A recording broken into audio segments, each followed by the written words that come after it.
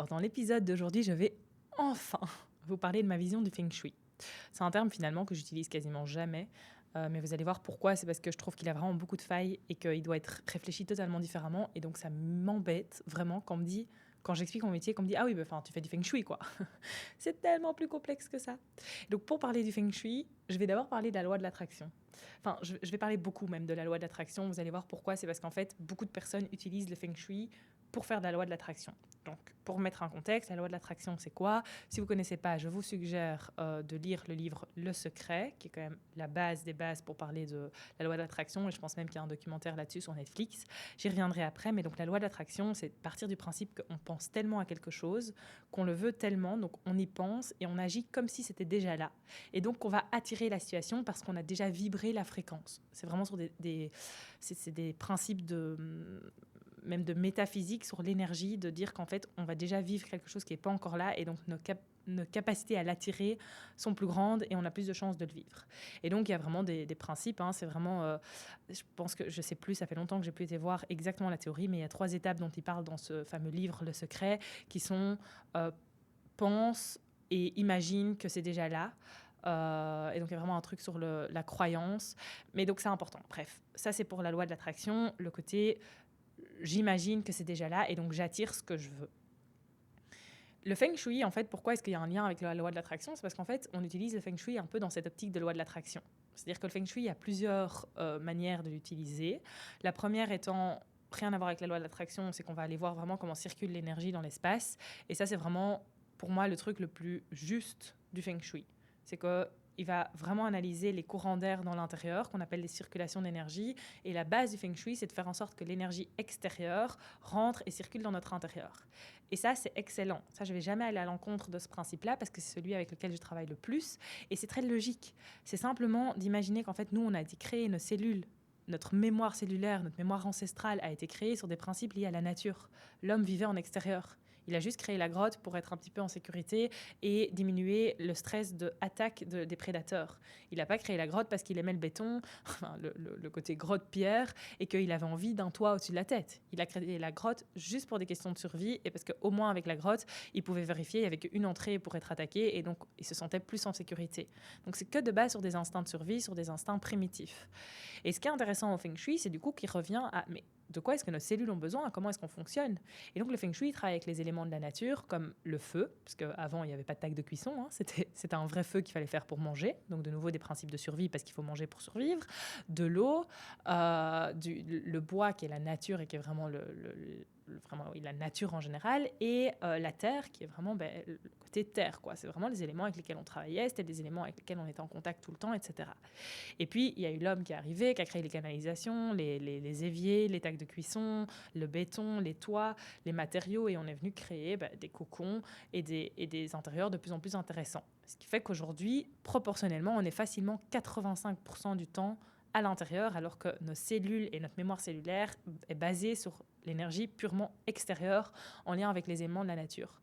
Donc là où le Feng Shui est très intéressant, c'est qu'il amène ces éléments extérieurs à l'intérieur. Et ce qui est encore plus intéressant, c'est qu'au moment où je suis en train de vous faire cet épisode de podcast, je suis à Bali en Asie. Et c'est dans ces pays-ci que le Feng Shui a été créé. Mais c'est hyper logique, ces gens vivent à l'extérieur. Enfin là, ça fait quelques semaines là maintenant que je suis ici. On vit à l'extérieur tout le temps.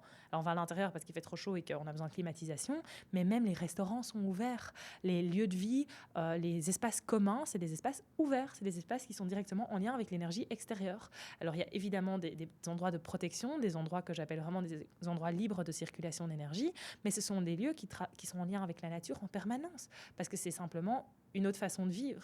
Et donc ce Feng Shui a été ramené dans nos cultures plus occidentales, et il faut faire attention que tout n'est pas possible de copier-coller dans la façon dont nous on vit.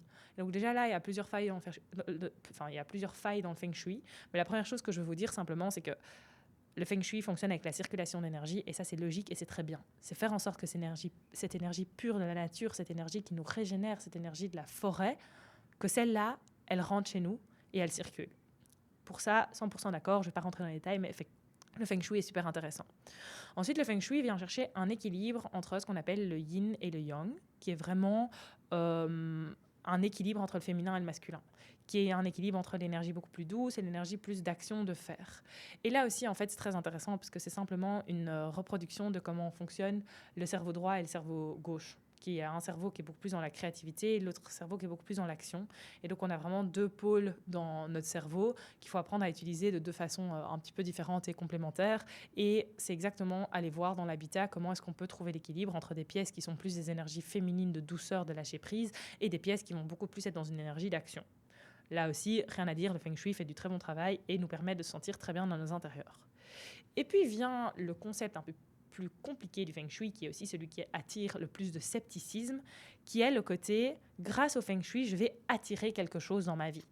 Donc le Feng Shui, il a plusieurs zones, il va prendre le plan, lisez un livre de Feng Shui si ça vous intéresse, ou regardez sur Internet, mais en gros, il va prendre le plan de votre logement et il va mettre des zones sur chaque pièce. Donc il va dire, cette pièce-ci représente la zone amour, cette pièce-ci représente une zone qui représente l'abondance et la prospérité, cette pièce-ci représente l'estime de vous, cette pièce-ci représente la stabilité et la carrière, etc., etc. Il y a une pièce qui représente la famille, la santé, et donc il y a des zones et des énergies différentes. Et donc, qu'est-ce qu'on va faire quand on s'intéresse au Feng Shui? C'est qu'on va dire, je vais mettre une certaine couleur dans une certaine zone pour attirer ce que je veux, ou un certain élément dans une certaine zone pour attirer ce que je veux. Donc, typiquement, je prends l'exemple le plus concret, c'est je suis célibataire, je veux attirer l'amour, je vais mettre 2 roses en zone amour de mon logement et je vais attirer l'amour. J'ai envie d'argent, je vais aller mettre une fontaine parce que l'eau, c'est l'abondance et c'est la symbolique de l'abondance, donc je vais aller mettre une fontaine dans la zone qui représente l'abondance. Bon. C'est là que ça se complexifie un petit peu et que j'ai un petit peu du mal avec le Feng Shui tel qu'il est enseigné et tel qu'il est pratiqué parce qu'en fait, je vois des catastrophes dans les logements de mes clients. Je vois vraiment des choses de clients qui ont fait purement à la lettre ce que le Feng Shui disait de faire, à corriger ça. Donc, j'ai vu des clients qui faisaient exactement dans leur logement ce qu'un livre de Feng Shui leur demandait de faire et pourtant, c'était tout ce qu'il ne fallait pas faire dans leur histoire personnelle. Et ça, c'est vraiment juste parce qu'on va lire un livre, qu'on va dire, OK, ça, c'est la zone qui représente ma zone abondance, je vais mettre tel élément à tel endroit. Mais donc, il y a une espèce de légèreté dans ce qu'on fait qui montre qu'on n'a pas pris conscience de pourquoi on fait les choses. Et c'est là que le Feng Shui a une faille et que la loi de l'attraction a une faille aussi. Et c'est là que je vais rejoindre les deux. C'est qu'il manque un élément clé qui est de comprendre pourquoi on vit une certaine situation, pourquoi on vit un certain blocage.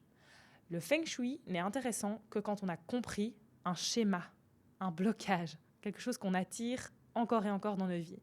Et c'est ce qui manque aussi à toute la théorie de la loi de l'attraction, tous les livres que vous pouvez trouver sur la loi de l'attraction et à ce fameux livre qui a fait carton qui s'appelle Le Secret et qui est aussi transmis en documentaire, c'est qu'on dit pense que ce que tu veux est déjà là, mais on ne parle pas du côté comprends pourquoi ça bloque. Comprends d'abord ce qui fait que dans ta lignée familiale, dans ton enfance, tu as attiré des situations qui fait que ce domaine de ta vie n'est pas fluide. Avant de mettre 2 roses en zone amour, va essayer de comprendre pourquoi ça ne marche pas en zone amour. Pourquoi est-ce que tu attires des situations qui font que tu n'es pas encore là où tu veux être dans le domaine de l'amour dans ta vie? Pourquoi est-ce que tu attires tout le temps des situations financières compliquées? Pourquoi est-ce que tu n'arrives pas à garder l'argent sur ton compte en banque? Pourquoi est-ce que tu brûles l'argent? Pourquoi est-ce que ça ne rentre pas? Pourquoi est-ce que tu as toujours des problèmes de carrière et d'instabilité? Pourquoi est-ce que tu attires toujours des amis qui te la font à l'envers? J'en sais rien, moi, quelles sont les situations compliquées de votre vie. Mais il y a d'abord un travail à faire de compréhension du pourquoi, du comment, de vraiment, c'est nouveau cette histoire d'aller voir peut-être dans l'histoire de la famille, dans la grossesse, dans l'enfance, qu'est-ce que j'ai vécu qui fait qu'aujourd'hui j'en suis là. Et quand on a fait ça, quand on a compris, là le Feng Shui devient intéressant. Parce que là, on va aller changer notre habitat et on va mettre l'énergie dans l'habitat qui est juste par rapport à notre besoin.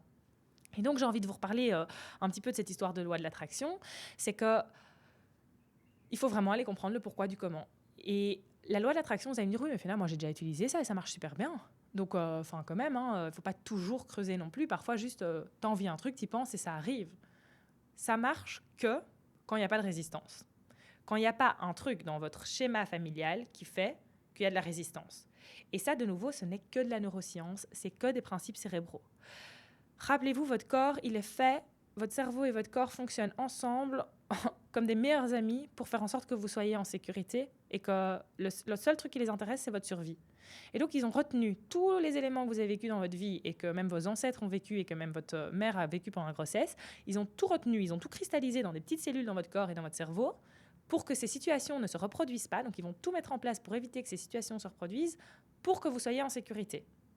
Parfois, c'est des trucs qui sont débiles. Ça peut vraiment être, dans l'histoire de la famille, je sais pas, là, je vais dire un truc qui n'est pas du tout débile, mais qui arrive souvent et qui est quand même très tragique. C'est, par exemple, des abus sexuels, des choses comme ça.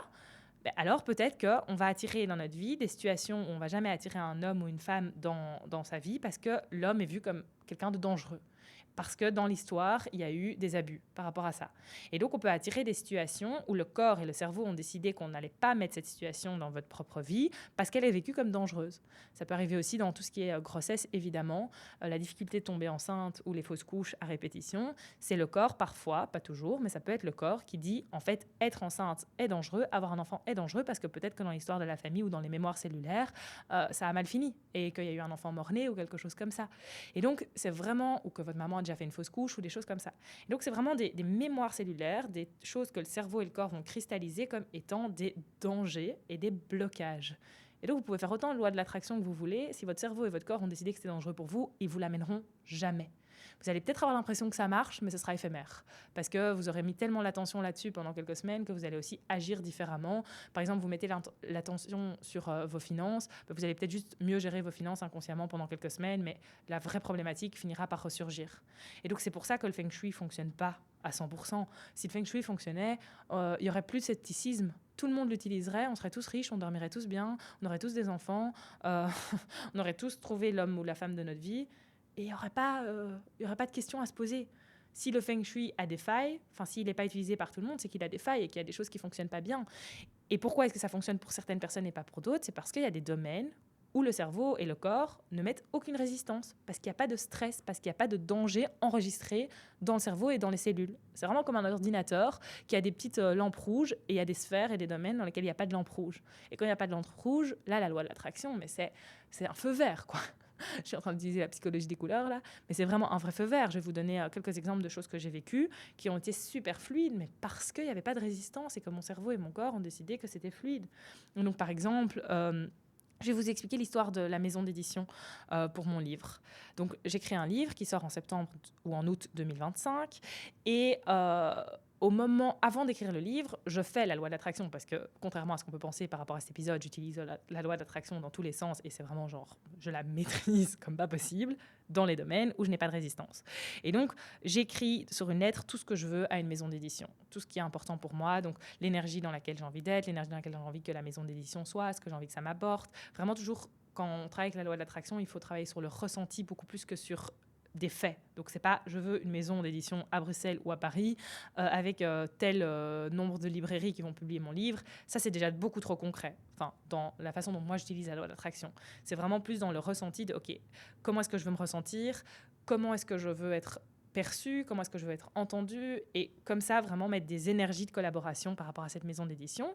Et donc voilà, je mets à la fin de ma lettre, je trouve la maison d'édition qui est juste pour moi, point, et je stocke la lettre quelque part dans mon habitat, dans une zone intéressante au niveau du Feng Shui. Donc une zone qui est liée au futur, vraiment au projet, etc. Donc c'était quand même très fort pensé en mode Feng Shui, ma loi de l'attraction, quoi, parce que j'agis toujours avec l'habitat en parallèle. Et en fait, c'était hyper intéressant parce que j'ai d'abord attiré une maison d'édition qui n'était pas du tout juste pour moi et qui m'a refusé.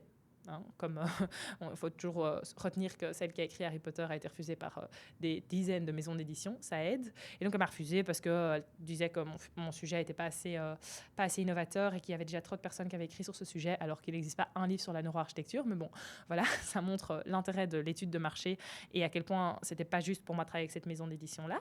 Et donc j'ai accepté en me disant ok, c'est que c'est pas juste pour moi, c'est pas grave, on continue. Et finalement, au moment où j'avais décidé de le faire moi-même, donc ça, c'est hyper important à la loi de l'attraction, c'est d'agir. C'est de ne pas rester dans juste l'attente, les bras croisés dans mon fauteuil et attendre qu'une maison d'édition m'appelle.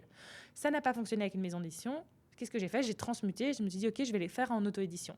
Faire un livre en auto-édition, c'est quand même assez compliqué. Ça demande de trouver des illustrateurs, des graphistes, de mettre pas mal de finances en amont, etc. Et j'ai fait tout le processus en me disant, je passe à l'action, quoi. Je ne reste pas juste dans l'attente. Et au moment où j'avais tout trouvé pour le faire de mon côté, j'ai une énorme maison d'édition qui s'appelle First Editions qui m'a contacté. Ils m'ont contacté, ils m'ont envoyé un mail. Ils m'ont dit voilà, votre sujet nous intéresse, on a entendu que vous écriviez un livre, est-ce qu'on peut s'entendre? Et depuis, tout est d'une fluidité sans nom. Et en fait, c'est seulement il y a quelques jours avant de partir en Asie que j'ai trouvé la lettre, que je l'ai retrouvée dans un lieu spécifique dans mon logement. Et c'est dingue, tout est là, du début à la fin. Et en fait, si j'ai pu attirer ça, c'est parce que j'avais énormément confiance et que là-dessus, il n'y a pas de résistance. Il n'y a aucune raison que mon cerveau et mon corps voient la publication d'un livre comme un danger. Mais s'il y avait eu de la résistance, parce que peut-être que ça peut être dangereux d'être vu, ça peut être dangereux d'être dans la lumière, ça peut être dangereux de prendre sa place, ça peut être dangereux d'avoir un nom dans un certain domaine. Si mon cerveau et mon corps avaient trouvé une raison que c'était pas intéressant d'avoir une grande maison d'édition qui édite mon livre, j'aurais pas attiré cette situation, peu importe à quel point j'aurais utilisé la loi de l'attraction. Et donc ça, c'est super important, et c'est la même chose avec le feng shui, c'est de se dire, oui, on peut mettre des choses dans notre intérieur, mais seulement quand on a débloqué certaines situations. Moi, ça fait des mois et des années que je travaille sur ma légitimité, sur mon rayonnement, sur l'autorisation à être vue, à être entendue. Et donc oui, j'ai trouvé une maison d'édition qui va l'éditer et le publier partout, évidemment. Mais si j'avais pas travaillé sur tout le reste en amont, j'aurais jamais trouvé cette maison d'édition-là. Et donc, le feng shui, c'est génial, mais ça demande de travailler d'abord un sujet, ça demande de libérer énormément, ça demande d'aller voir dans l'enfance, dans le transgénérationnel, et de débloquer certaines choses avant de pouvoir attirer une situation. C'est la même chose avec l'appartement dans lequel je suis actuellement. C'est un appartement que j'ai attiré, mais vraiment tout ce que j'ai noté, je l'ai. Mais de A à Z.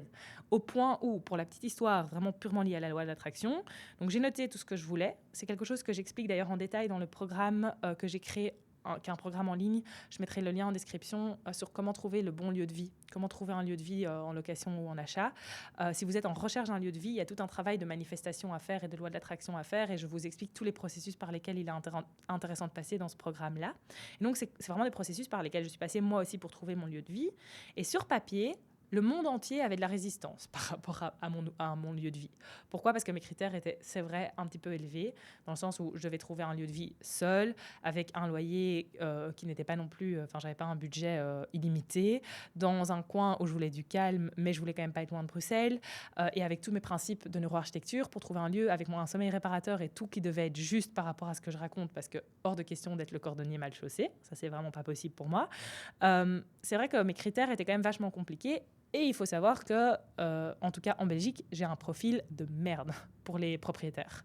Parce que je suis indépendante et donc c'est pas des salaires fixes. Ils aiment quand même bien avoir une certaine stabilité. Et je suis seule et donc il y a beaucoup moins de sécurité sur une personne seule que sur un couple. Et donc c'est vraiment des profils en général qui, par des agences immobilières, passent à la trappe, quoi. On ne nous regarde même pas. C'est vraiment très, très compliqué.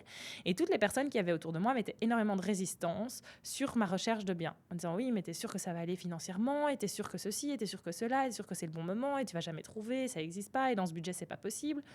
Et en fait, la vérité, c'est que j'étais hyper alignée, hyper ancrée par rapport à cette recherche de lieu de vie, et que je savais que j'allais trouver. Et donc, comme j'avais aucune raison de pas trouver, parce que j'avais pas de blocage inconscient par rapport à ça, j'ai trouvé. Et je me suis aussi vraiment protégée des projections et des peurs d'autrui, parce que ça, c'est un truc qu'il faut faire aussi, évidemment, mais c'est encore un autre sujet. Et donc, je me suis protégée de tout ça, je suis restée dans mon alignement et j'ai attiré le lieu, mais jusqu'à la lettre près de ce que j'avais demandé. Le budget maximal que j'ai mis sur ma lettre, en mode ça, c'est le max que je veux mettre, c'est le budget demandé, qui est quand même en dessous du marché par rapport au bien dans lequel je suis aujourd'hui. Et au point où, pour la petite histoire, quand j'ai signé, ma maman m'a dit, mais toi, t'es quand même une dingue, comment tu fais, quoi? Vraiment, genre, tout y est. Et puis elle rigole, elle fait, enfin, il y a quand même un truc que tu avais demandé qui n'y a pas, c'est le dressing. Et c'est vrai que j'avais mis, s'il peut y avoir un dressing, ça m'arrange, parce que c'est quand même cher un dressing et que c'est pas le truc dans lequel j'ai envie d'investir. Donc parfois, il y a des dressings déjà encastrés dans les chambres, et donc j'avais mis, s'il y a un dressing, je suis pour, quoi. Et donc, bref, elle rigole et elle me dit, il n'y a pas le dressing, donc tu n'es quand même pas au top de ta loi de l'attraction et de ta manifestation. Je pense même pas 30 minutes après, j'ai un mail du propriétaire qui dit, d'ailleurs, la garde-robe appartient à notre fille, si tu veux, tu peux la garder. Je screenshot et j'envoie évidemment à ma mère qui a fait presque un arrêt cardiaque, je pense. Mais c'est pour vous dire qu'en fait, la loi de l'attraction, oui, ça marche. Et toutes ces choses-là, je les ai ancrées dans mon habitat. C'est-à-dire que j'ai mis à certains endroits, par rapport au feng shui, des intentions, des affirmations, des phrases, j'ai aménagé mon lieu de vie vraiment avec des symboliques qui m'aidaient à attirer ce que je veux. Parce que c'est ça le feng shui, c'est vraiment mettre la bonne couleur au bon endroit, le bon cadre au bon endroit, la bonne symbolique au bon endroit pour attirer la bonne situation. Mais pour que ça fonctionne, il faut d'abord qu'il n'y ait pas de résistance et ça demande parfois de débloquer. Et donc oui, je suis une maître, vraiment, je le dis de moi-même dans la loi de l'attraction, dans les domaines qui sont fluides. Il y a plein de domaines de ma vie où ce n'est pas le cas et où je dois encore creuser, où je dois encore débloquer, où je dois encore chercher le pourquoi du comment avant de pouvoir agir. Et c'est là que le feng shui est tellement intéressant et qu'il peut être tellement riche et que parfois je suis un peu triste à quel point il est connoté de manière négative et à quel point il est mal utilisé, c'est que si on utilise le feng shui après avoir fait toute cette prise de conscience et après avoir fait ces déblocages et avec une intention bien précise, ça peut vraiment créer des miracles. Vraiment, j'ai vu des personnes attirer exactement ce qu'elles voulaient grâce au feng shui, mais parce qu'il y avait eu un travail de compréhension derrière. Et donc, à l'inverse, j'ai des exemples de clients qui ont fait tout ce qu'il fallait pas faire en suivant le feng shui. Et donc, typiquement, on va lire dans un livre que c'est bien d'avoir par exemple, notre hall d'entrée dans notre maison. Je vous donne un exemple concret. Notre hall d'entrée dans notre maison est dans une zone qui représente une zone eau dans les éléments du feng shui. Donc, il y a plusieurs zones, je vous passe les détails, mais il s'avère que votre hall d'entrée pourrait potentiellement se retrouver dans une zone qui représente l'élément de l'eau. Et donc, vous allez lire ça dans un livre, et qu'est-ce que vous allez faire ? Vous allez dire, ah super, moi j'ai besoin, c'est une zone qui représente l'eau et la carrière. Donc, la carrière, c'est quand même important, c'est quand même la stabilité. Donc, je vais mettre la couleur proposée par le feng shui à cet endroit-là, qui est évidemment la couleur de l'eau, c'est du bleu. Sauf qu'en fait, dans la neuroscience, dans la neuroarchitecture et dans un côté beaucoup plus thérapeutique de l'habitat, le hall d'entrée, c'est surtout l'image qu'on renvoie au monde extérieur. C'est-à-dire que si vous ouvrez la porte, le hall d'entrée, c'est ce que le facteur y voit. Donc avant d'être une zone du feng shui, le hall d'entrée, c'est ce qui renvoie, c'est l'image qu'on renvoie au monde extérieur. Et le bleu, retournez voir l'épisode numéro 1 du podcast, c'est la couleur de la dévalorisation. Donc si votre blocage de vie, c'est de prendre votre lumière, de vous montrer, d'oser être présent, de prendre votre légitimité, et que c'est là que vous avez des problématiques et qu'en fait votre carrière, elle n'est pas stable simplement parce que vous n'osez pas prendre la lumière et être à votre place, et parfois ne pas oser être à sa place, ça vient aussi de traumatisme d'enfant, hein. Ça vient de j'ai pas pu m'exprimer parce que par exemple j'avais un frère ou une sœur qui a un problème, un retard ou une difficulté qui a demandé beaucoup d'attention de mes parents et donc j'ai dû me faire tout petit et donc j'ai pas pu prendre ma place. Ben, vous êtes dans un schéma de vie où vous pouvez pas prendre votre place parce que prendre votre place mettrait quelqu'un d'autre en danger. Et donc là, qu'est-ce que vous faites ? Ben, vous restez petit et mettre votre hall d'entrée en bleu, ça va juste renforcer la problématique. Alors que le Feng Shui a dit que c'était bien de mettre un hall d'entrée en bleu. Et des exemples comme ça, moi, j'en ai 10 à la douzaine, quoi. Cette histoire de place, il suffit d'arriver après une fausse couche, d'arriver après un trauma, un décès, un truc comme ça, et c'est déjà dur de prendre sa place parce qu'on arrive après quelque chose que l'inconscient dit, est-ce que s'il n'y avait pas eu une fausse couche, ce serait peut-être pas moi qui serais là, donc est-ce que j'ai vraiment ma place dans ce monde ? Il y a un vrai travail thérapeutique à faire de place et de légitimité. Et donc là, s'il y a bien une chose qu'il faut éviter, c'est un hall d'entrée bleu. Et ça, c'est le problème du Feng Shui, c'est qu'il ne va pas aussi loin. Il pourrait, mais dans la théorie, dans les livres et dans ce qu'on voit, il ne va pas aussi loin. Et donc, ça explique qu'il y a trop de choses qui sont éphémères et que je comprends aussi le scepticisme parce que parfois, on fait des choses du coup par rapport à un truc qu'on a lu dans le Feng Shui et ça ne fonctionne pas. On n'arrive pas à attirer ce qu'on veut. Et donc, j'ai eu la même chose, par exemple, quelqu'un qui avait lu un livre de Feng Shui et on lui avait proposé, non, c'est une expertise, et on lui avait proposé de mettre sa salle de bain en rouge parce que ça manquait d'éléments feu dans sa maison et que la salle de bain était dans une zone qui représente l'élément du feu. Et donc, elle avait mis une salle de bain rouge, sauf que cette personne a des problèmes inflammatoires.